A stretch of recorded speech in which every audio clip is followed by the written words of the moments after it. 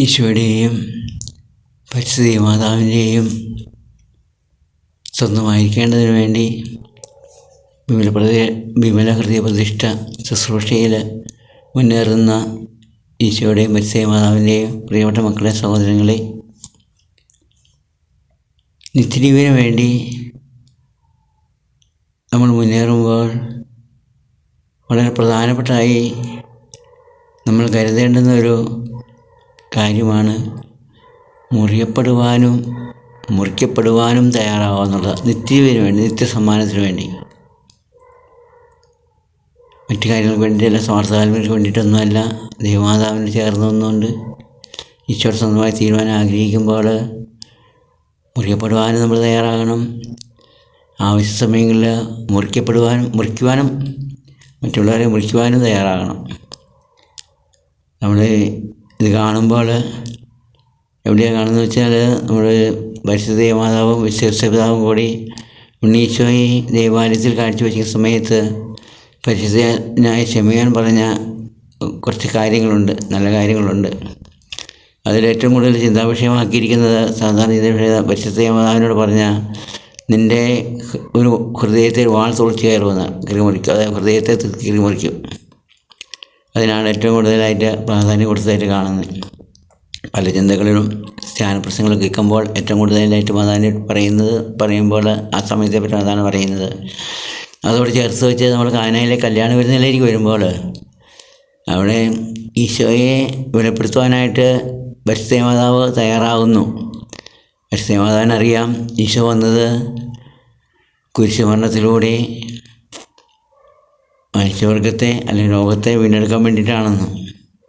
എന്നാലും കുരിശുമരണം അവിടെ അവസാനിക്കുന്നില്ല എന്ന് പറയുന്ന പരിശുദ്ധ മാതാവ് ഒരമ്മ മകനെ ക്രൂശീകരണത്തിന് ഏൽപ്പിച്ചു കൊടുക്കുന്ന രീതിയിൽ അവിടെ പ്രവർത്തിക്കുമ്പോൾ അമ്മയോട് മുറിയപ്പെടുന്നുണ്ടല്ലോ.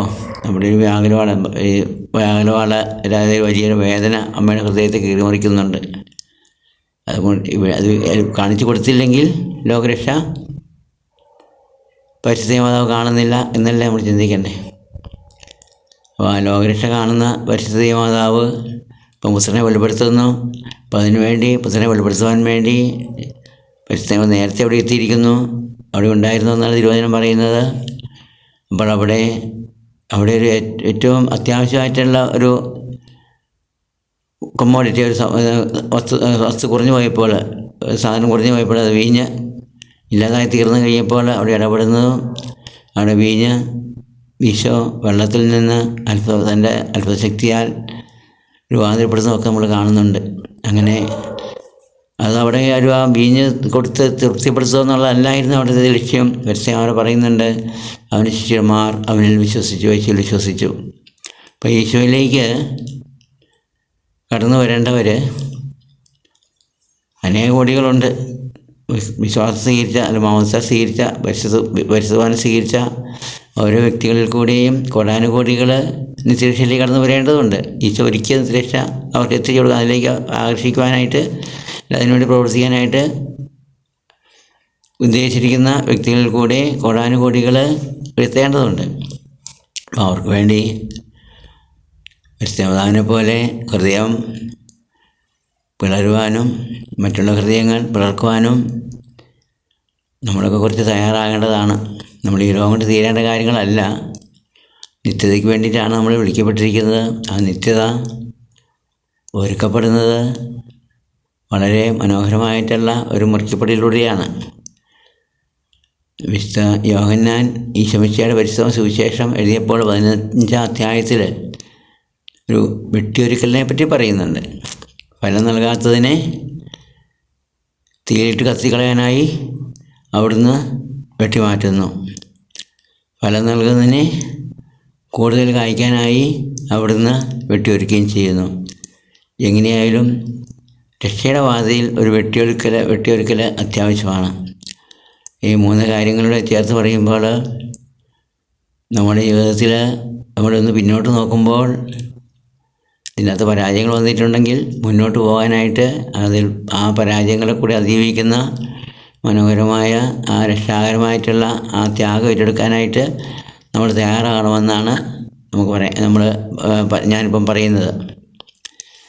ദൈവമായ കർത്താവ് പരിശുദ്ധ ദൈവമാതാവിലൂടെ സാധിച്ചെടുക്കുന്ന എല്ലാ കാര്യങ്ങൾക്കും നമ്മളെ ഓരോരുത്തരെയും പങ്കുകാരാക്കുമ്പോൾ അമ്മ പോയ വഴിയെയും ഈശോ പോയ വഴിയെയും നമ്മൾ പോകേണ്ടതുണ്ട്. യേശുക്രിസ്തുവിനോട് ഐക്യപ്പെട്ടാണല്ലോ പോകുന്നത്. യേശുക്രിസ്തുവിനോട് ഐക്യപ്പെട്ടിരിക്കുന്ന ശിക്ഷാവിധികളെന്ന് പറയുമ്പോൾ ആ ശിക്ഷാവിധി ഇല്ലാതായി തീരുന്ന ആ കാര്യങ്ങളും കൂടെ നമ്മളും ചിന്തിക്കുക. അപ്പോൾ നമ്മൾ ഭൂമിയിലായിരിക്കുമ്പോൾ സന്തോഷകരമായ അവസ്ഥകൾ മാത്രമല്ല, ചിരിക്കുകയും കളിക്കുകയും ചെയ്യുന്ന അവസ്ഥകൾ മാത്രമല്ല, കണ്ണുനീരിൻ്റെയും അലച്ചിലിൻ്റെയും കഷ്ടപ്പാടിൻ്റെയും വേദനയുടെയും ഒറ്റപ്പെടുത്തലിൻ്റെയും ഒക്കെ ധാരാളം അനുഭവങ്ങൾ നമ്മുടെ ജീവിതത്തിലൂടെ കടന്നു പോകും. വിശുദ്ധ ജീവിതത്തിലൂടെ എല്ലാവരും കടന്നു പോയിട്ടുണ്ട്. ഈ മേഖലയിൽ നമുക്ക് പ്രത്യേകം പ്രാർത്ഥിക്കാം, ചിന്തിക്കാം, ധ്യാനിക്കാം. ദൈവമായ കർത്താവ് നമ്മളെല്ലാവരെയും സമർത്ഥമായി അനുഗ്രഹിക്കട്ടെ. ആമേൻ.